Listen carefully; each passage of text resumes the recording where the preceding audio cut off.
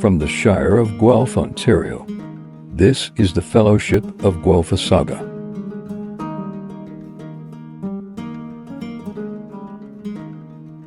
The Fellowship of Guelphissauga continues, with the mayor solving the housing crisis through more crime and taxes. In the tent encampment downtown, the mayor's safe space bylaw battle has gotten physical. After finding threatening letters on their tents, the minimum wage earners were given until this week to clear out. According to the mayor, it's not safe for them to be there in plain view of his office window. So he made a map and bylaw forcing them to move out to the safer places in town. On Wednesday morning, the homeless people downtown woke up to the sound of forklifts, jackboots, and thugs. The mayor was wasting no time with the enforcement of his safe space bylaw and called in his thugs to kick them out.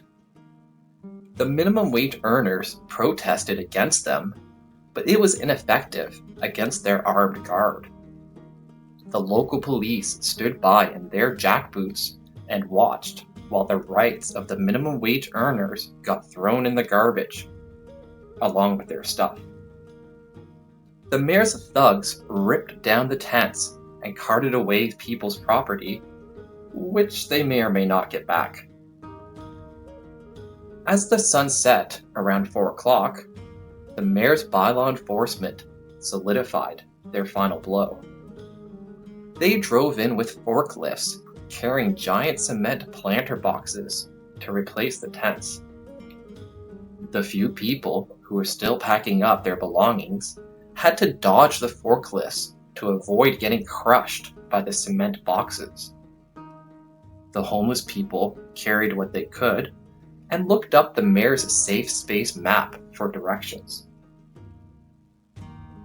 But coincidentally, the same day, the website with the mayor's safe space map wasn't loading. The Sunshine Listers had conveniently replaced it with a long infographic to follow and a 13-page bylaw to read. So the homeless people had to read a 13-page document on their phones, with only 5% battery life left, and their phone chargers in the trash. Their only option was to head north to find safer spaces to set up camp. They eventually arrived at Sir Edward's Bench and stopped there for the night, since apparently it's the last safe space left in town. However, 2 days later, the mayor's dubious business associates downtown got their karma. Apparently, 13 businesses had their internet and phone cables cut downtown. The Shire's police are looking to speak with a suspicious person about the apparent revenge crimes. The police were on the case and found some suspects, unlike earlier in the year when dozens of bus shelters were smashed on Valentine's Day.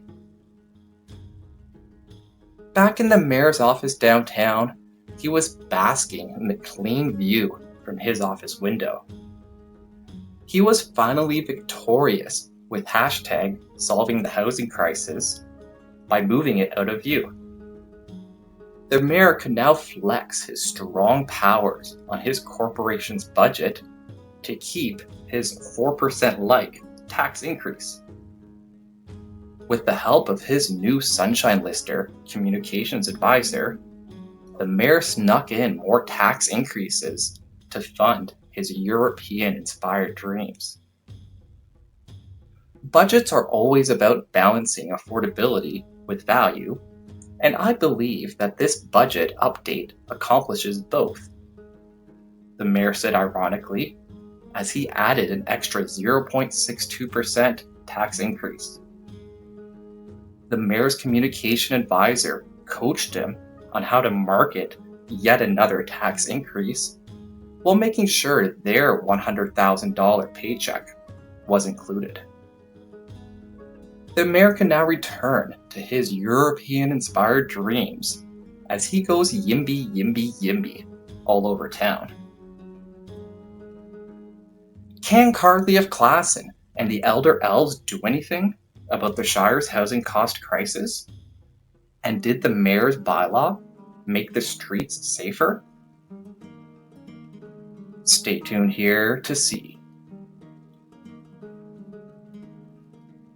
This video is brought to you by people who like, share, and subscribe to this channel. You can also support my work by buying me a coffee.